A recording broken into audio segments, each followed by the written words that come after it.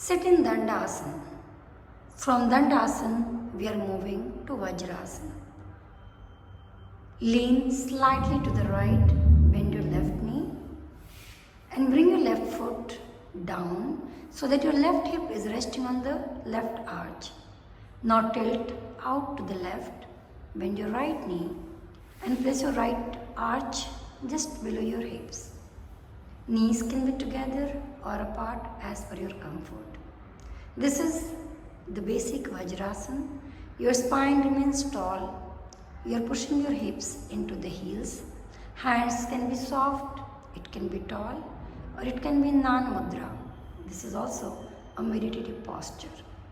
By sitting in Vajrasana without any discomfort, you are enhancing the mobility of the knee. You are giving a good massage to your ankle and your arch. You are also stretching your thighs. Do not perform Vajrasana in case of any knee problem. If your knees are just tight or stiff and you are not able to do, you can always place a pillow below your hips. That way you will start kind of opening up the knee and the thigh. You can be there for a while. You can start with few seconds. You can move to half a minute, 1 minute, 2 minutes. You've got to be careful with the knee. From Vajrasana, we just want to lengthen the arch, the metatarsal, the ankle. So start tucking your toes in. Tuck your right toe, press the metatarsal into the floor and then the left toe. This may not be very easy for many of you. Be gentle. See if you can slide your metatarsal a bit in. It won't be very distinct, but if you can just try and slide and press the metatarsal to the floor. Yes, push. Shift your body weight completely on the heel. Keep your spine tall. This way you are giving a good massage to the arch, to the toes, to the ankle, and of course you're working on stretching your thighs. Stay there for a while, maybe again for 5 seconds or 10 seconds. You can start with that, and once you are done, you can release. If you have any discomfort with the knee, do not perform. Or if you don't have any problem with knee, you can always sit on a pillow. You can place the pillow in between your legs. Now slowly release your toes out and go back to Vajrasana. We are going to perform Virasana. Virasana is an extreme bending of your knee. So if you suffer from any kind of knee problem, please do not perform this posture. We are sitting in Dandasana, which is the base position for any sitting posture. Tilt to the left, bend your right knee, and your right foot is outside the hip. So your right hip is resting on the floor. Similarly, tilt to the right, bend your left knee, and place your left foot outside the hip. As you can see, the heels are out, your hips are resting on the floor, your spine tall. You can place your palms firmly on the knee and keep your spine tall. You can gaze in front or you can keep your eyes closed. This is also a meditative posture. Stretching your thighs, your ankle, giving good massage to the lower part of the body. You can start with 10 seconds, 20 seconds, 30 seconds and stay there for a while. This is an interesting posture. We are moving into Viprit Karni with many variations. This one simple practice can bring an amazing relief to your lower extremities. For this, you'll have to start by the side of the wall. So you're sitting parallel to the wall, okay? Slowly lie down in a way that your legs are up on the wall. So go close to the wall. If the hips touches to the wall, well and good. If not, nothing to worry. So even if your hips are away from the wall, it's absolutely okay.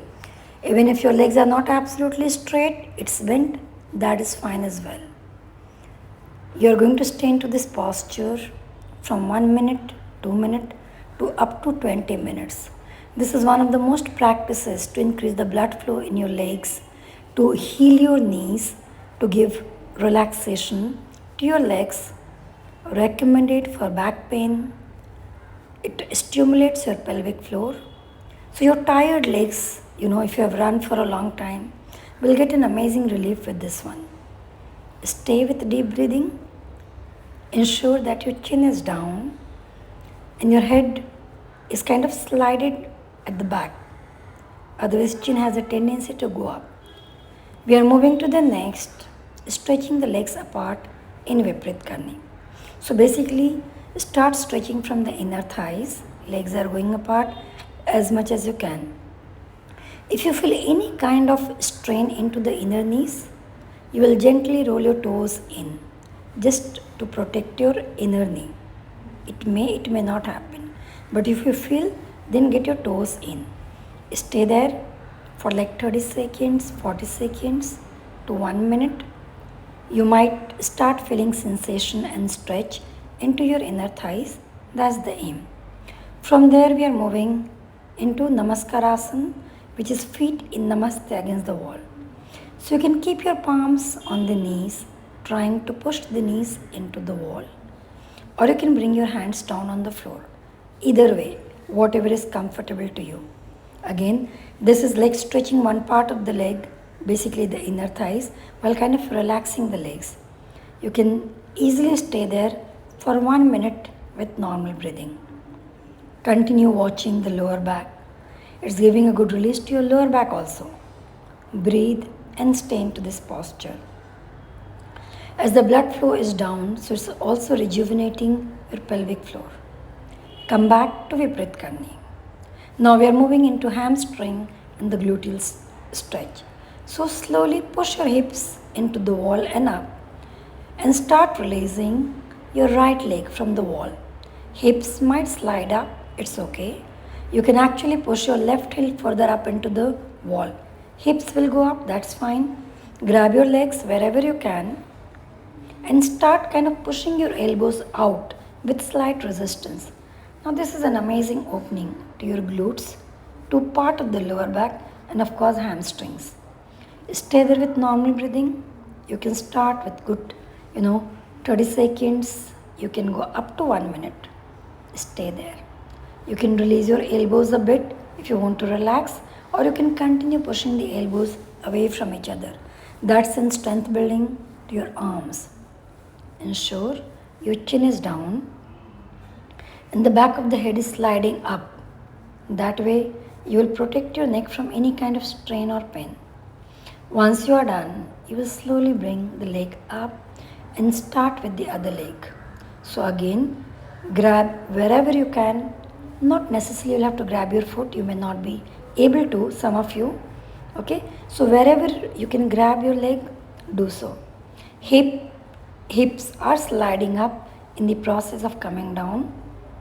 Once you are into the posture, you can push the hips down. You'll have to keep adjusting.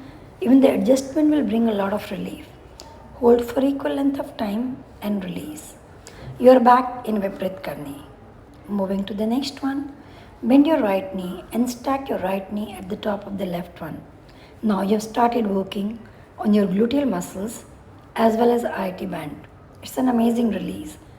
Continue pushing the hips down into the floor. And now separate the left leg from the wall and bring it above your head. So again, you are just sliding your hips up, opening up your hips, and you are enhancing the opening of the IT band. A lot of release.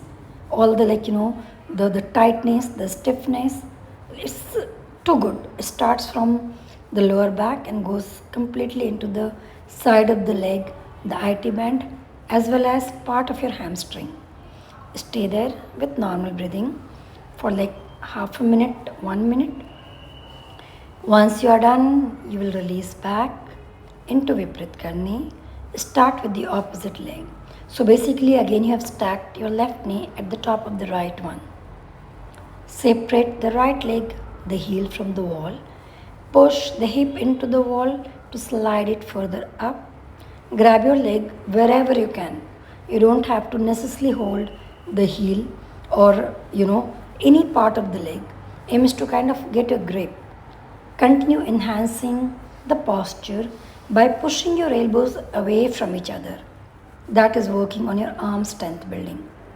Stay there with normal breathing or deep breathing. Feel the IT band in the glutes and also your lower back.